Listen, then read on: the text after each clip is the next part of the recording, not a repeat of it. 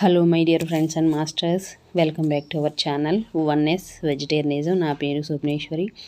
ముందుగా మనందరి గురువు అయిన డాక్టర్ బ్రహ్మశ్రీ పితామహ పత్రి సార్కి నా యొక్క అనంతకోటి ఆత్మ ప్రణామాలు.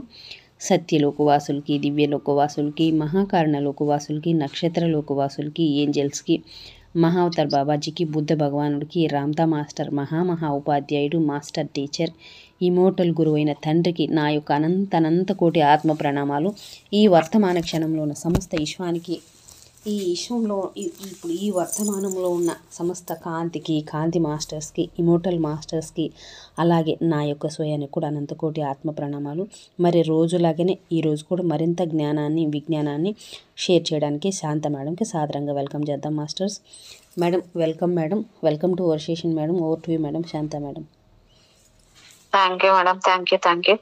ముందుగా మన గురువు గారైన బ్రహ్మర్షి పితామహ పత్రి సార్ గారికి, స్వర్ణమాల పత్రి మేడం గారికి నా అనంత కోటి ఆత్మ ప్రణామాల, కృతజ్ఞతలు, ధన్యవాదాలు తెలియజేసుకుంటూ, విశ్వంలోని గురువులందరికీ నా ఆత్మ ప్రణామాలు, కృతజ్ఞతలు. రామ్తా మాస్టర్ గారికి నా అనంత కోటి ఆత్మ ప్రణామాలు, కృతజ్ఞతలు తెలియజేసుకుంటూ, ఈ విజ్ఞానాన్ని, ఈ జ్ఞానాన్ని అందిస్తున్న ఆయనకి, ఇమ్మోర్టల్ గురువైన ఆయనకి శత కోటి కృతజ్ఞతలు, ధన్యవాదాలు.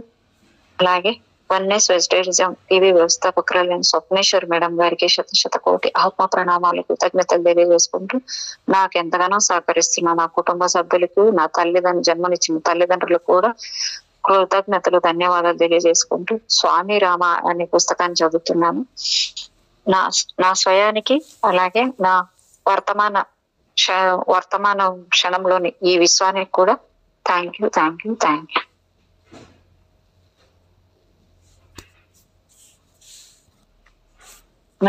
మేడం నేను ఇప్పుడే స్టార్ట్ చేసుకున్నాను మేడం, ఆ నీళ్లు పెట్టుకొని ఇట్లా చేసుకున్నాను. Okay madam.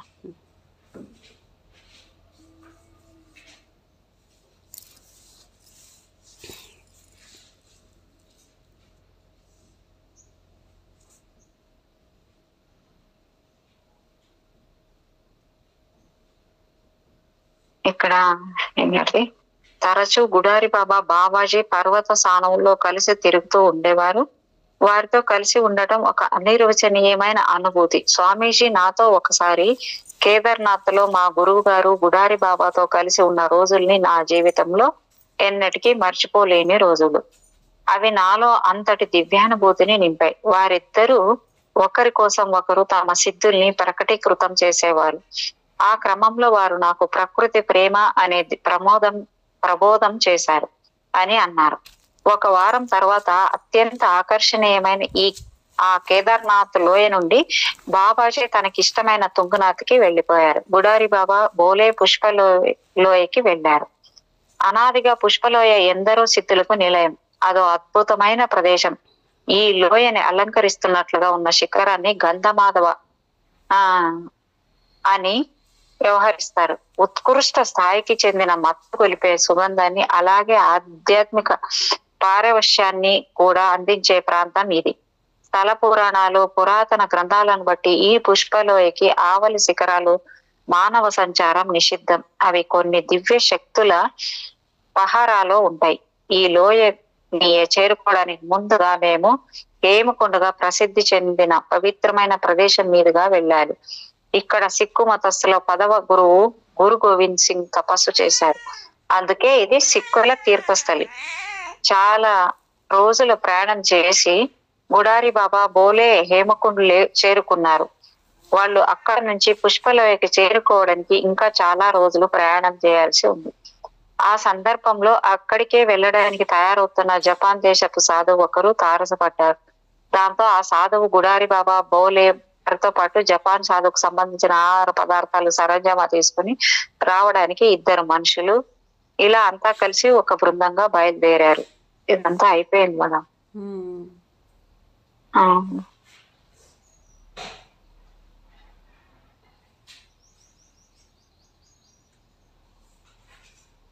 ఇక్కడ ఇంకో 1 పేజ్ అయిపోయిన తర్వాత ఇక్కడ స్వామీజీ నిష్ణాతులైన గుడారి బాబా లాంటి సాధువులతో మాత్రమే మామూలు మనుషులు పుష్పలోయను దాటగలరని ఒకసారి అన్నారు.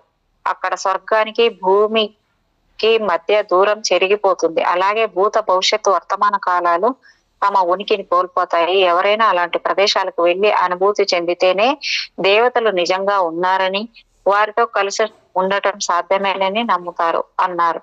చివరకు అక్కడ బోలెకి జ్ఞానులు 2 ప్రపంచాలకు సంబంధించిన వారని, వారు ఏకకాలంలో ఇక్కడ అక్కడ ఉండగలరని, వారు తమ దివ్య నేత్రాలతో భూమి మీద నుంచే దివ్య లోకాలను చూడగలరని అర్థమైంది.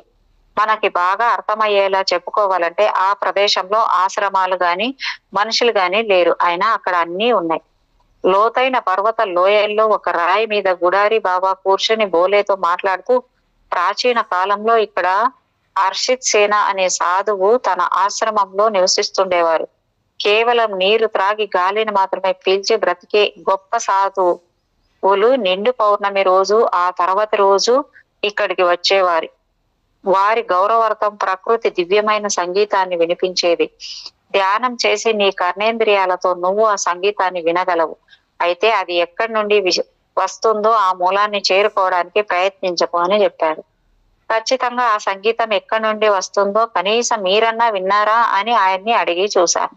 అప్పుడు తన జ్ఞాపకాల ఒడిలో దృష్టి సారించి తనని తాను మర్చిపోయి గాఢమైన అనుభవాన్ని దర్శిస్తున్న జ్ఞానిని చూశాను. లోయ నుండి క్రిందికి దిగుతున్నప్పుడు బాబా బోలే మరోసారి పుష్పలోయను దాటాల్సి వచ్చింది. దాంట్లోకి ప్రవేశించే ముందు గుడారి బాబా, ఓయ్ పిల్లాడా, ఈసారి ఈ లోయ దాటేటప్పుడు నీకు ఈ బొంత సహాయం అవసరం లేదనుకుంటా అంటూ తీసేశారు. దాంతో ఆశ్చర్యంగా ఈసారి బోలే జ్ఞాపక శక్తి దాదాపుగా కోల్పోయాడు. లోయ నుండి బయటపడిన తర్వాత కూడా అతని సహజ ఆలోచన శక్తి, విచక్షణ, జ్ఞానం అన్ని ఆగిపోయాయి. ఏమీ మాట్లాడలేకపోతున్నాడు. ఏమైనా మాట్లాడినా దానికి అర్థం ఉండటం లేదు. ఇదంతా గుడారి బాబా బోలేని ఆట పట్టించడానికి చేసింది. చివరికి బాబా బొంతని భుజాలపై కప్పినప్పుడు బోలే మామూలుగా అయ్యాడు.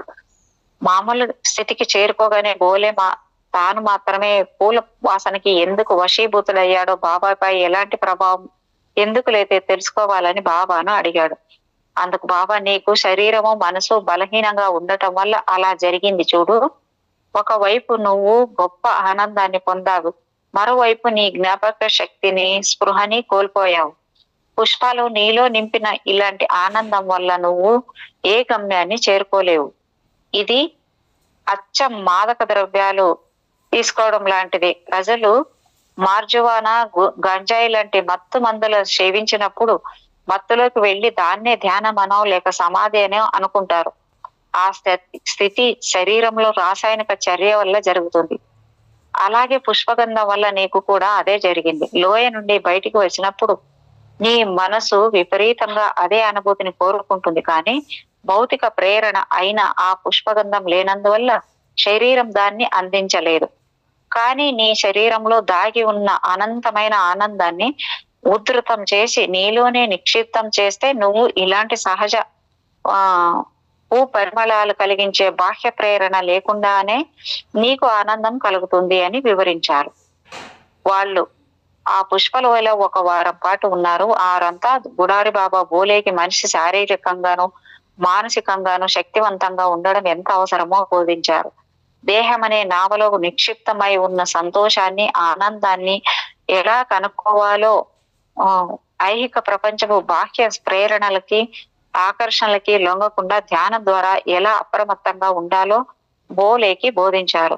ఇంకా ముఖ్యంగా బాబా మానవ శరీరం దేవుడు కొలువు ఉన్న పవిత్ర దేవాలయం, కానీ మనము దీనిని నిర్లక్ష్యంతో, చెడు అలవాట్లతో చెత్త కుప్పలా చేస్తున్నాం. శరీరంలో నిండి ఉన్న అనంత ఆనందం అణగార్చబడుతోంది. అందువల్లే మనం ఆనందం, మనశ్శాంతి లేకుండా బాధపడుతున్నాం. ఈ భౌతిక దేహం అదృశ్యమైన శక్తివంతమైన ప్రాణశక్తి కిరణాలతో కొనసాగుతోంది. అయితే మనం దానిని అపవిత్ర కార్యకలాపాలతో బలహీనపరుస్తున్నాం. దాంతో ఈ జీవశక్తి అండదండలు బలహీనపడి దేహం గుల్లబారి శక్తిని, సత్తువను కోల్పోతుంది. మన శరీరంలో శక్తి సామర్థ్యాలు క్షీణించడంలో వాతావరణ మార్పులకి, బ్యాక్టీరియాలకి, వైరస్లకి, మందులకి మన దేహం అనారోగ్యానికి గురవుతుంది. మానసిక స్థిరత్వాన్ని, భౌతిక శక్తిని కోల్పోతుంది అన్నారు. జీవితాన్ని ఆనందించాలంటే నువ్వు దృఢంగా, ఆరోగ్యంగా ఉండాలి. అప్పుడు మాత్రమే ఆరోగ్యవంతమైన దేహంలో దృఢమైన మనసు ఉంటుంది. నీ ఆధ్యాత్మిక చైతన్య స్థాయి ముఖ్యం కాదు. నువ్వు ఆరోగ్యంగా లేకపోతే నీ ఆధ్యాత్మిక మానసిక శక్తి అంతా దేహంలోని అనారోగ్యాన్ని ఎదుర్కోవడంలో ఖర్చు అవుతుంది.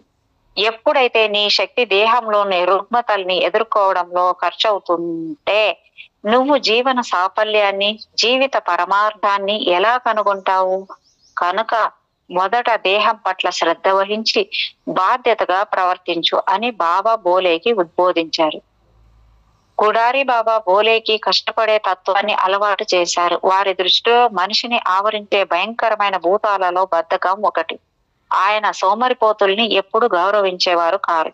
ఆయనతో ఉండడం అంటే వేగంగా నడవాలి, వేగంగా ఆలోచించాలి, వేగంగా పనిచేయాలి. బోలే బద్దకస్తుడు కాడు.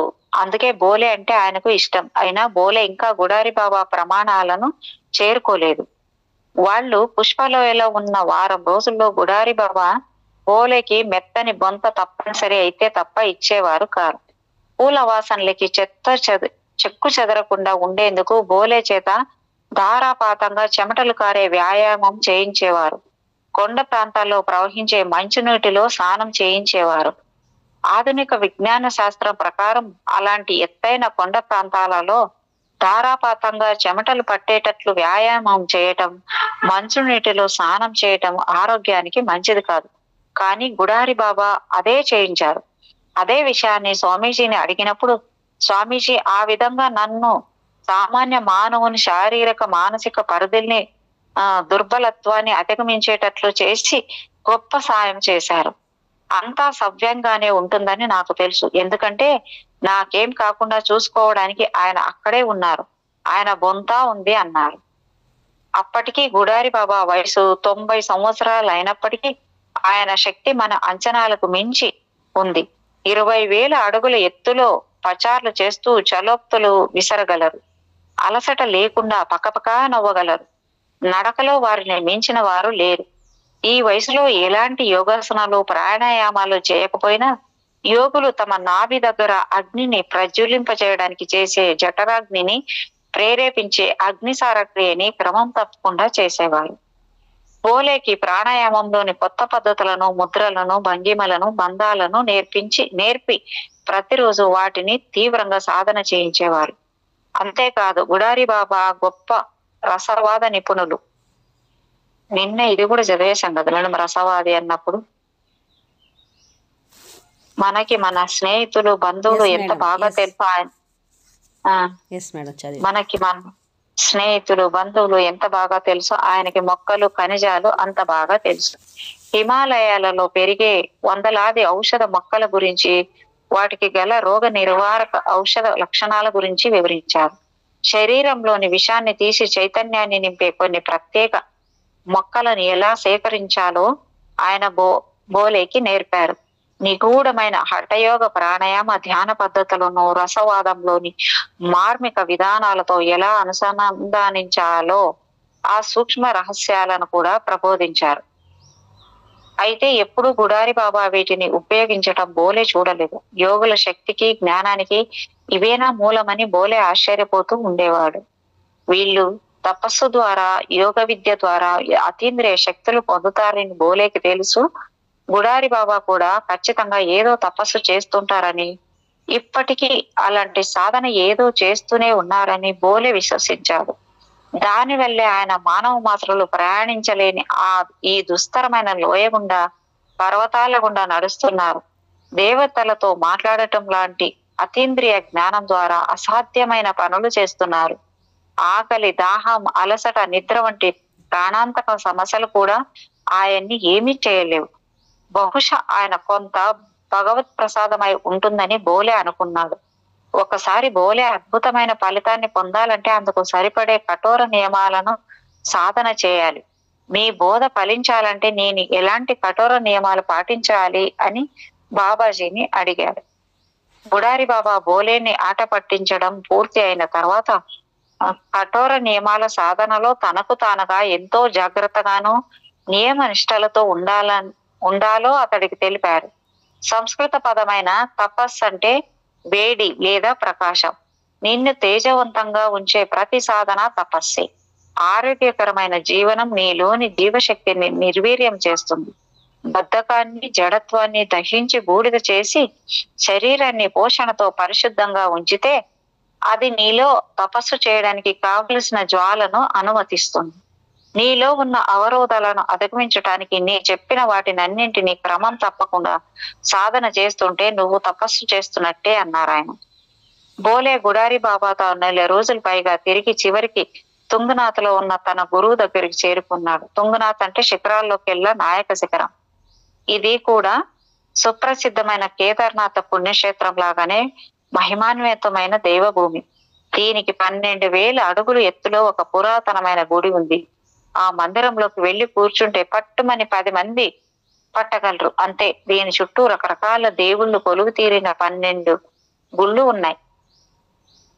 స్థల పురాణం ప్రకారం యోగుల కథనాల ఆధారంగానూ ప్రధాన గుడి గుహ ప్రవేశ ద్వారంలోనూ ఉంటుంది. కానీ అది ఈ చీకటి యుగారంభంలో మూసుకుపోయిందని, అది మానవుడి కంటికి కనపడదని చెప్తున్నారు. గుడి వెనక భాగం పర్వతంలోనే కట్టబడి ఉందని అనుకుంటారు. అతి కొద్ది మంది యాత్రికులు మాత్రమే ఈ మందిరాన్ని సందర్శిస్తారు. అది కేవలం వేసవి కాలంలోని. సంవత్సరంలో 6 నెలలు ఈ ప్రాంతాన్ని కొద్దిమంది సాధువులు తప్పించి అందరూ సందర్శించడానికి వీలు ఉండదు. శీతాకాలం రోజుల్లో చష్టా మీద కనీసం ఒక్క కారు కూడా కనిపించదు. తుంగనాథ్కి పైన కొద్ది దూరంలో చంద్రశిల ఉంటుంది. ఇది ప్రఖ్యాతిగాంచిన అమ్మవారి శిఖరం. ఇక్కడే శ్రీరామచంద్రుడు ధ్యానం చేశాడు. దీనికి దగ్గరలో ప్రఖ్యాతిగాంచిన లంకానగర రాజైన రావణాసురుడి పర్వతరాజైన శివుడి కోసం ధ్యానం చేసిన రావణశిల కూడా ఉంది. ఇప్పటికీ ఈ పర్వత ప్రాంతాల మధ్యలో ధ్యానం చేసే సాధకులకు ఆ ఉత్కంఠభరితమైన ఆనందం, నిశ్శబ్దం, సంగీతం అనాయాసంగా వినిపిస్తుంది. హిమాలయాలోని తుంగనాథ, దాని చుట్టుప్రక్కల పర్వతాలు బాబాజీకి ఎంతో ఇష్టమైన రహస్య ప్రదేశాలని కొంతమంది యోగులకి మాత్రమే తెలుసు.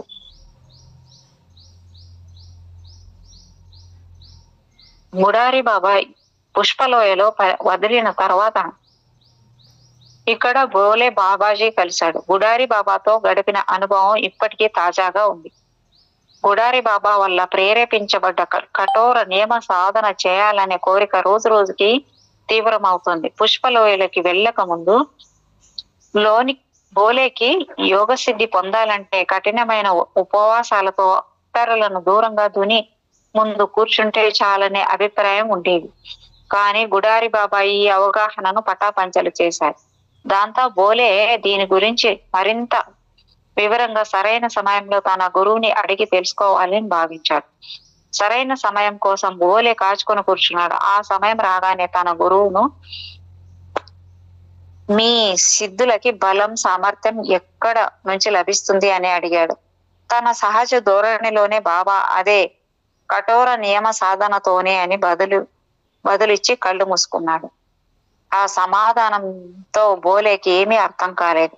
మనసు సంతృప్తి చెందలేదు. అదృష్టవశాత్తు అయితే బాబాజీ శిష్యుల్లో పెద్దవాడు, అనుభవజ్ఞుడైన శిష్యుడు స్వామి శివానంద బోలే ప్రశ్నకు సమాధానం చెప్పడానికి సిద్ధపడ్డాడు.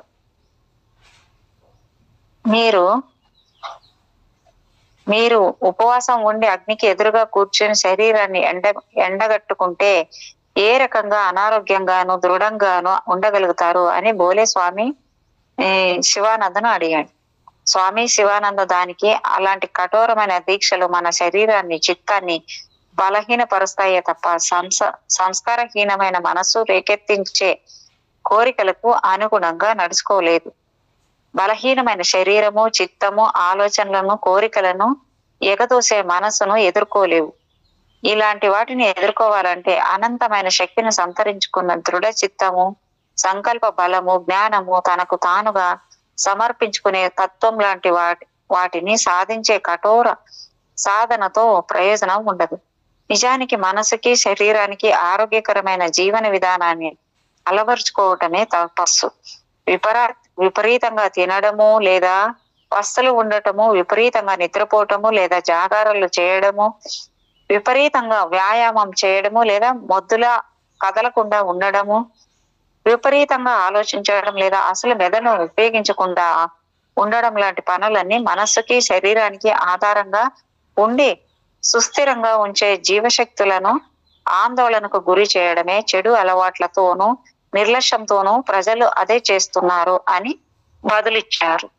అలాంటి అలవాట్లను వదిలేసి స్వీయ క్రమశిక్షణలో నిర్లక్ష్యాన్ని అధిగమించాలి. తనకు తానుగా సంస్కరింపబడాలనే లక్ష్యం నీకు లేకపోతే క్రమశిక్షణ విలువ తెలియజేయకపోగా అది ఒక చిత్రహింసగా మారుతుంది. స్వీయ ప్రేరణ మాత్రమే స్వయం సంసిద్ధతను సాధించే భూమికను సిద్ధం చేస్తుంది. అప్పుడు మాత్రమే నువ్వు చేపట్టే అనేక శిక్షణలను ఆనందించగలవు. ఆ శిక్షణే కఠోర నియమాలుగా పిలువబడతాయి. నువ్వు వాటిని ఆనందించలేకపోతే అదో నరకంగా మారుతుంది. అప్పుడు బోలే స్వీయ క్రమశిక్షణ స్వభావం ఏమిటి? ఎవరు శిక్షణనిస్తారు? ఎలా ఇస్తారు? స్వయం నిబద్ధత అంటే ఏమిటి? వీటన్నిటిని ఆచరించడానికి ఆసక్తి లేకపోతే మనం ఎలా ఆచరిస్తాం? అలసిపోవడాన్ని ఇష్టం లేనప్పుడు పర్వతాలపై గంటల తరబడి ఎలా నడవగలం? కావలసినంత ఆహారం ఎదురుగా ఎంతో రుచిగా ఉన్నప్పుడు మనల్ని మనం ఎలా నిగ్రహించుకోగలం అడిగాడు. స్వామి శివానంద జీవిత పరమార్థాన్ని, దాని ఆవశ్యకతని అర్థం చేసుకోవడం మొదలు పెట్టినప్పుడే నీ జీవితంలోని విలక్షణమైన మధుర క్షణాల విలువను అర్థం చేసుకోగలరు. అవగాహన మొదలైన ఇంకా తుచ్చమైన విషయాలపై, అర్థం లేని అనుభవాలపై నీ సమయం వృధా చేయనవసరం ఉండదు. జీవితంలో మరణం ఒక అనివార్యమైన వాస్తవం. నువ్వు ఆరోగ్యంగా దృఢంగా ఉన్నప్పుడే నువ్వు మరణిస్తున్నావని, దాన్ని ఎవరూ ఆపలేరని ఒక్కసారి ఊహించుకో. అలాంటి సమయంలో నీ వెంట ఏం వస్తుందో, ఏది నీకు బాసట్టగా నిలుస్తుందో చూడు. మృత్యు ముఖంలో ఆనందంగా ఉండగలిగావా? అలా కానప్పుడు నీతో పాటు తీసుకెళ్లడానికి ఏమీ లేనప్పుడు హీనమైన ఈ స్థితి కన్నా హైన్యం ఇంకేముంది చెప్పు. ఈ స్థితేనా నువ్వు కష్టపడి సంపాదించింది? చనిపోయిన తర్వాత ఈ దుఃఖాన్ని భారాన్ని మోసుకొని వెళ్లేదానికేనా జన్మంతా కష్టపడింది? మానవ జన్మకి సార్థకత ఇదేనా? ఈ విషయాలన్నింటిపైన పరధ్యానం వహిస్తూ సాధ్యమైనంత తక్కువగా ఆలోచించేటట్లు చేయగలిగే వాతావరణ పరిస్థితుల్ని కలుగజేయటమే ఆధ్యాత్మిక జీవనం. మానసికంగా, శారీరకంగా, పంచేంద్రియాల ద్వారా ప్రతి ఉచ్ఛ్వాస నిశ్వాసాలలోనూ ఈ ప్రశ్నలకు సమాధానం సాధించేటట్లుగా దేహానికి శిక్షణనివ్వడమే సాధన లేదా ఆధ్యాత్మిక ప్రక్రియ. ఆధ్యాత్మిక జీవనానికి అంకితం కావడం ఎంతో కష్టమైన ప్రక్రియ. ఎందుకంటే ప్రపంచంలోని తలుకు బెలుకు అందాలకు, వాటి ప్రేరణలకు, స్వతహాగా మనలో ఉండే దుర్గుణాలు, వాటి ఒత్తిళ్లు మనల్ని ఐహిక సుఖాల వెంట పరిగెత్తేటట్లు చేస్తాయి. అందుకే ఆధ్యాత్మిక ప్రక్రియని కఠోరమైన సాధన అని అంటారు. నీకు చేయాలని లేకపోయినా దాన్ని ఆచరించేటట్లు నువ్వు ఒప్పించుకోవాల్సిందే.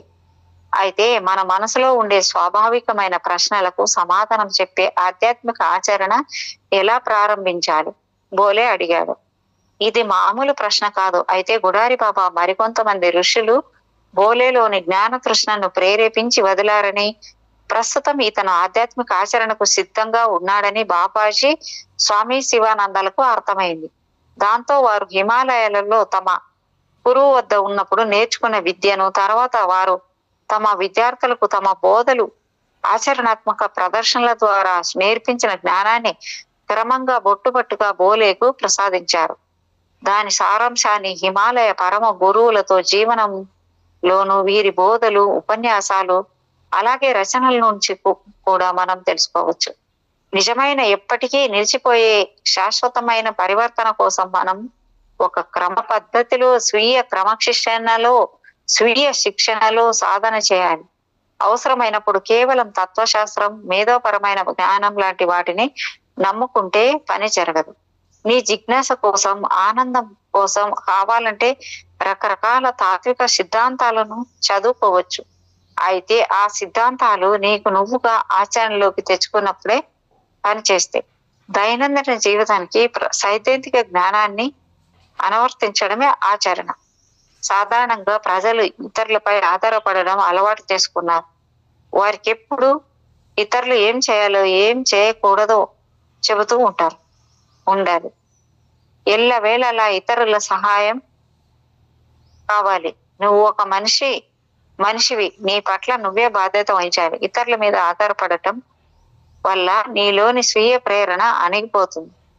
అది లేకపోతే నువ్వేది సాధించలేవు. ఓటమి పట్ల భయాన్ని పక్కకి నెట్టు. నీ దృఢ సంకల్పాన్ని మేల్కొల్పు. త్వరలో గెలిపే స్వయంగా వచ్చి పాదాభివందనం చేస్తుంది. దేహాన్ని, మెడని, తలని నిటారుగా పెట్టి కూర్చోవడం అనేది ఒక క్రమ పద్ధతిలో అభ్యసించు. అలా కూర్చోవడం ఎంతో ఆరోగ్యకరమైన, అత్యంత సౌకర్యవంతం కూడా. అలా కూర్చున్నప్పుడు వెన్నెముక అడుగు భాగంలో ఒత్తిడి పెరిగి నీలోని జీవశక్తులు విస్తరించి పైకి పెరుగుతాయి. ఎందుకంటే వెన్నెముక నిటారుగా ఉండి నాడీ వ్యవస్థ సడలింపబడటం వల్ల జీవశక్తి సులభంగా ఊర్ధ్వముఖంగా వెన్నుపూస ద్వారా తల వైపు ప్రయాణిస్తుంది. ఇలాంటి భంగిమలో నువ్వు సోమరితనం, స్తబ్దతకు దూరంగా ఉంటావు. సరైన భంగిమ లేకపోతే లెక్కలేనన్ని అడ్డంకులు నీ ఆచరణకు, శిక్షణకు అడ్డుపడతాయి. గుర్తుంచుకో, ఎలాంటి శిక్షణకైనా, ఆచరణకైనా బలమైన, ఆరోగ్యవంతమైన దేహం ఉండాలి. ఒకే భంగిమలో ఎక్కువసేపు కూర్చోవడం అనేది సాధన చేసినప్పుడు నీ శరీరం, నిశ్చలమైన శ్వాస, నిర్మలమైన మనసు ప్రశాంతంగా ఉంటుంది. అప్పుడు నీ దేహం ఉంది కానీ నువ్వు దేహం కాదు అనే విషయాన్ని గ్రహిస్తావు. అంతేకాక దేహం అనేది ఒక అద్భుతమైన సాధనం అని, దీన్ని జాగ్రత్తగా ఉంచుకోవాలని అర్థం చేసుకుంటావు. అనారోగ్యంగా ఉండే శరీరము మనస్సుతో విభేదిస్తుంది. నీకు సంబంధించిన ఇతర విషయాలపై నువ్వు పని చేయలేవు. అందుకే శారీరక ఆరోగ్యాన్ని కొనసాగించడం అనేది ఆధ్యాత్మిక ఆచరణలో అంతర్భాగమైనది. ఏ ఆచరణనైనా మొదలు పెట్టాలంటే ముందుగా నీకు తీవ్రమైన కాంక్ష ఉండాలి. ఆ కాంక్షే నిన్ను నిబద్ధీకరిస్తుంది. ఈ నిశ్శబ్దత నిర్ణయాత్మక శక్తికు ద్వారా సమీక్షింపబడాలి. ధ్యానంలో కూర్చోవాలని నువ్వు నిర్ణయించుకున్నప్పుడు ఎవ్వరికి నిన్ను భంగపరిచే శక్తి ఉండదు. ప్రారంభంలోనే ఎక్కువగా ఆశించకు. తక్షణం ధ్యానం చేయగలిగే విధానాలేవి లేవు. మితిమీరిన అంచనాలు ఊహల్లో, భ్రమల్లో, కళల్లో విహరించేటట్లు ఒత్తిడి చేస్తారు. అనవసరమైన అంచనాలు నిన్ను ఆందోళనకు గురి చేస్తుంటాయి. ఆందోళనతో ఎప్పుడు ధ్యానం చేయలేవు. చివరకు విసుగు చెంది నీ సాధన ఆపేస్తావు. ఒక నైపుణ్యానికి సంబంధించి మొదటి దేహాన్ని, మనసును విశ్రాంతిగా ఉంచు. నిశ్శబ్దంగా శ్వాస తీసుకో. బాహ్య ప్రపంచం నుండి నీకు నువ్వు దూరమై నీ శ్వాసను గమనించు. నీ మీద నమ్మకం ఉంచు. నీ సాధన మీద, నీతోనే ఎప్పుడూ ఉండి విద్య నేర్చుకుతున్న గురువు మీద నమ్మకం ఉంచు. నిజమైన సాధన, రగిలే నీ ఆకాంక్ష, దేవుని కృప అన్నీ కలిసి నీకు మార్గాన్ని నిర్దేశిస్తాయి. అంతేకాదు, నువ్వెప్పుడైనా ఏదన్నా తప్పు చేస్తే అవే శక్తులు నిన్ను రక్షిస్తాయి. బోలే జీవితంలో కీలకమైన పాత్ర పోషించిన మరో గొప్ప యోగి అఘోరీ బాబా. ఆయన గఢ్వాల్ హిమాలయాల్లోని శ్రీనగర్కి ఆవల వైపున్న ధారీదేవి గుడి వద్ద గల గుహలో నివసిస్తూ ఉండేవారు. ఈ బాబా శవాలను భక్షిస్తారని, తన మలాన్ని తాను భుజిస్తారని ఒక పుకారు ఉండేది. ఈ బాబా శవాలను భక్షిస్తారని ఉండేది. కానీ ఇంతవరకు ఆయన అలాంటి పనులు చేస్తుండగా ఎవరూ చూడలేదు.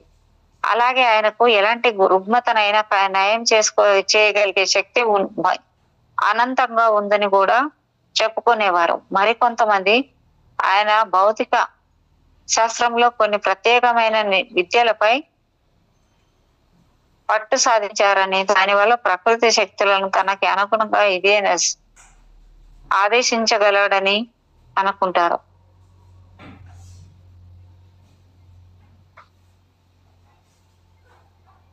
అఘోరీ బాబా గురించి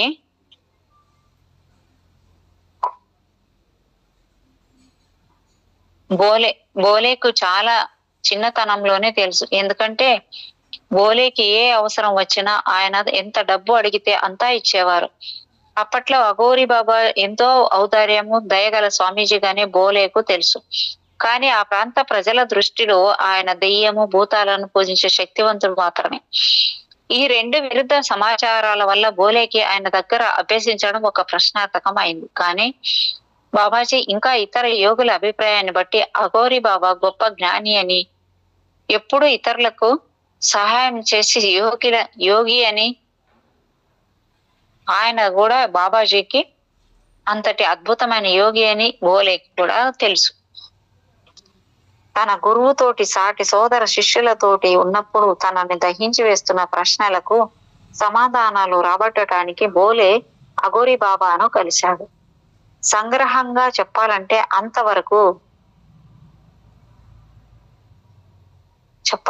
ఇంతవరకు బోలే బాబాజీ, గుడారి బాబా, స్వామి శివానంద ఇంకా ఇతర గురువుల నుండి నేర్చుతున్నది యోగ సాధన మాత్రమే. కానీ ఇంతవరకు ఎక్కువ ఏదో ఉందని బోలేకి అనిపించింది. ఒకసారి తన గురువుని శక్తికి బలానికి మూలం ఏది అని అడిగితే అవి అడిగిన గుడారి బాబాజీ కఠోర సాధన అని బదులిచ్చారు. దానికి మరికొంచెం జోడిస్తూ స్వామి శివానంద శరీరాన్ని జాగ్రత్తగా చూసుకోవాల్సిన ఆవశ్యకత, క్రమశిక్షణ గురించి మాట్లాడారు. ఆయన చాలా బాగా చెప్పారు, కానీ అది పూర్తి సంతృప్తిని ఇవ్వడం లేదు. అన్ని సాంప్రదాయాల్లోనూ సాధకులు జ్ఞానులు కష్టపడినదే ఫలితం ఉండదు అనే భావాన్ని ప్రబోధిస్తూ కఠోర సాధననే మార్గంగా పేర్కొంటున్నారు. ఆయన స్వయంగా మనమే మన శరీరాన్ని కష్టపెట్టుకుంటూ కఠోరమైన సాధన చేయడం ఎందుకని బోలేకి వినిపించేవారు.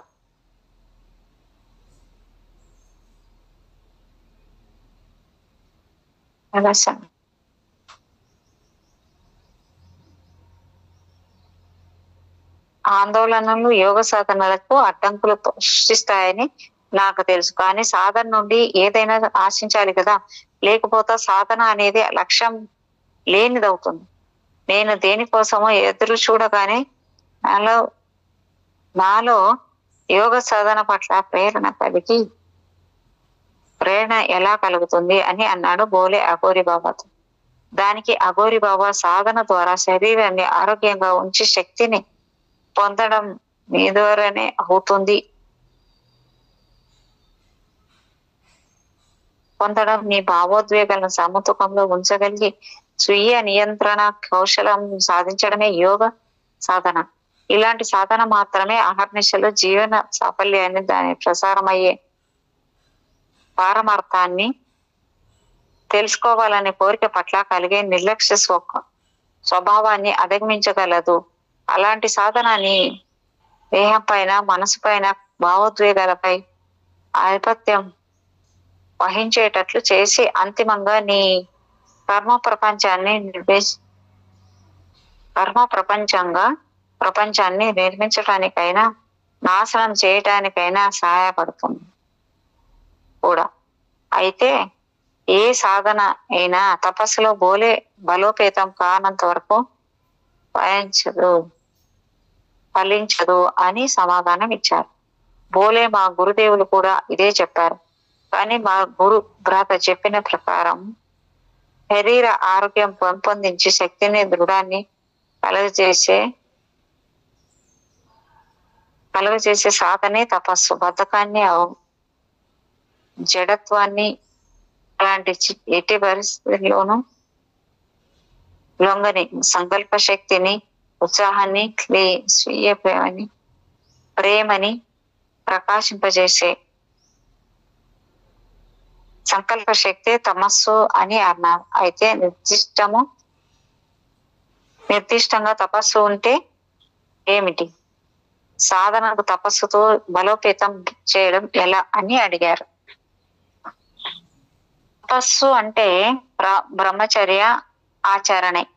బ్రహ్మచర్యం పదం పట్ల జనాల్లో చాలా గందరగోళం ఉంది. సాధారణంగా ప్రజలు పెళ్లి చేసుకోకపోవడమే బ్రహ్మచర్యం అనుకున్నారంతా. కానీ అది సాక్షిక సత్యం. బ్రహ్మచర్యం అంటే శ్రేష్టమైన మహత్తరమైన చైతన్యాన్ని ఆనందించడమే. ప్రాథమిక ప్రేరణలైన ఆకలి, నిద్ర, కామం, ఇంకా స్వీయ రక్షణ లాంటివి ఈ చైతన్యాన్ని దాని ఈ ఆఖరి మెట్టుకు తాజారుడు పిలుస్తాయి. దాంతో అది దాని దివ్య స్వభావాన్ని ఇప్పటికే అనుభవించదు.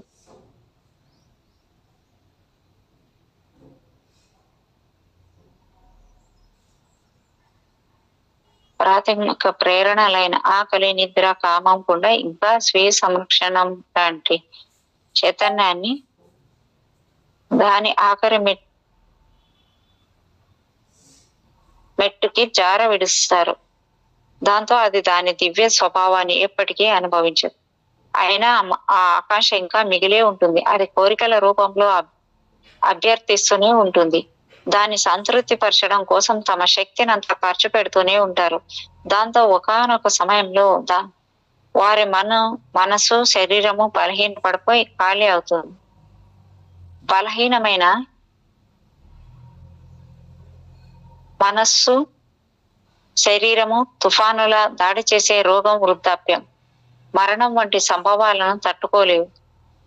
బ్రహ్మచర్యం అంటే మనసు, ఇంద్రియాలు కోరుకునే కోరికలను జయించి శక్తితో సందర్శించుకుంటూ మనసుని, దేహాన్ని బలోపేతం చేయడం అని అర్థం. అప్పుడు మాత్రమే మన శరీరాలతో ఉన్నత స్థాయి చైతన్యాన్ని అందుకోగలము.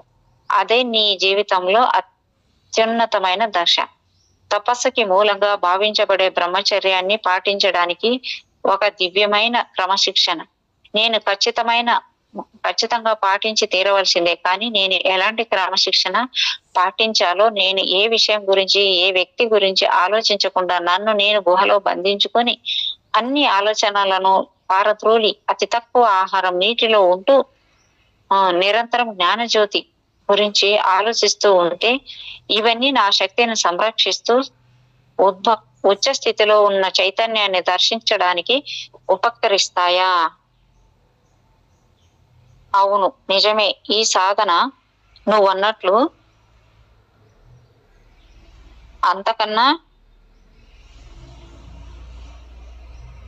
ఇంతకన్నా ఎక్కువే ఉంది అన్నాడు. ఆ రోజుకి మా సంభాషణ ముగిసింది.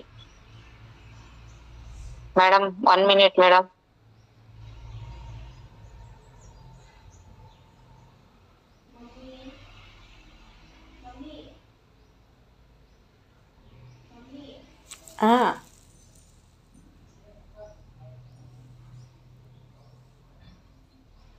ఏనా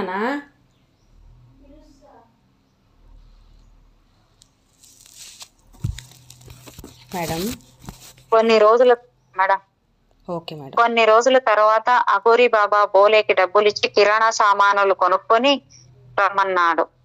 అలాగే వచ్చేటప్పుడు అగ్నికి ఆర్ఘ్యం ఇవ్వటానికి కావలసిన పూజా సామాగ్రిని కొనమన్నారు. దాంతో బోలే దగ్గరలో ఉన్న శ్రీనగర్కి వెళ్లారు. దారిలో ఒక పండితుడు కలిశాడు. అఘోరి బాబా ఆధ్యాత్మికంగా గొప్పవాడైన మనిషి, మాంసం తినే క్రూర సాధు అని అతడు విశ్వసిస్తున్నాడు. ఈ పండితుడు దారిదేవి మందిరంలో ప్రొద్దున్న సాయంత్రం ఆరాధన చేస్తూ ఉంటాడు. అఘోరి బాబాను ఎప్పుడూ దూరం నుండే చూశాడు. ఎందుకంటే అఘోరి బాబా ఎప్పుడైనా దగ్గరికి వస్తుంటే ఆయన దారిదేవి విగ్రహం వెనక దాక్కునేవాడు.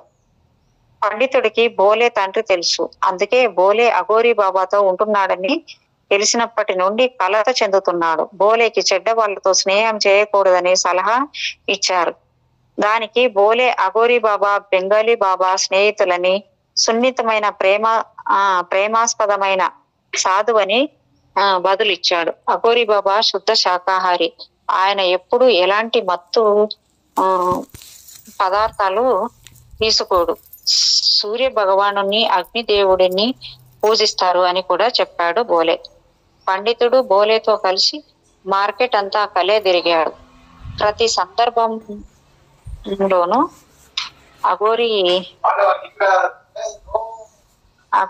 అఘోరి బాబా పట్ల తమ అభిప్రాయమే సరైనదని ఒకరికొకరు ఒప్పించేందుకు ప్రయత్నించారు.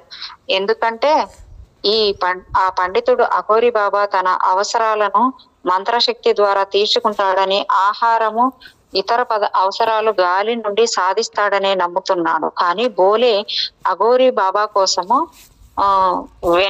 వెన్న, పంచదార, బియ్యము సాధారణ ప్రజల్లాగానే పూజ చేయడానికి అవసరమైన పూజా ద్రవ్యాలు అవి కొనడం చూసి ఆశ్చర్యపోయాడు. దాంతో బోలే పండితుడిని తనతో వచ్చి సాధువుకి సంబంధించిన అన్ని విషయాలను తన కళ్ళతోనే ప్రత్యక్షంగా చూడమని చెప్పాడు. అందుకు పండితుడు ఒప్పుకున్నాడు. ఎందుకంటే ఈ పండితుడికి బోలే అతని తండ్రి కూడా తెలుసు.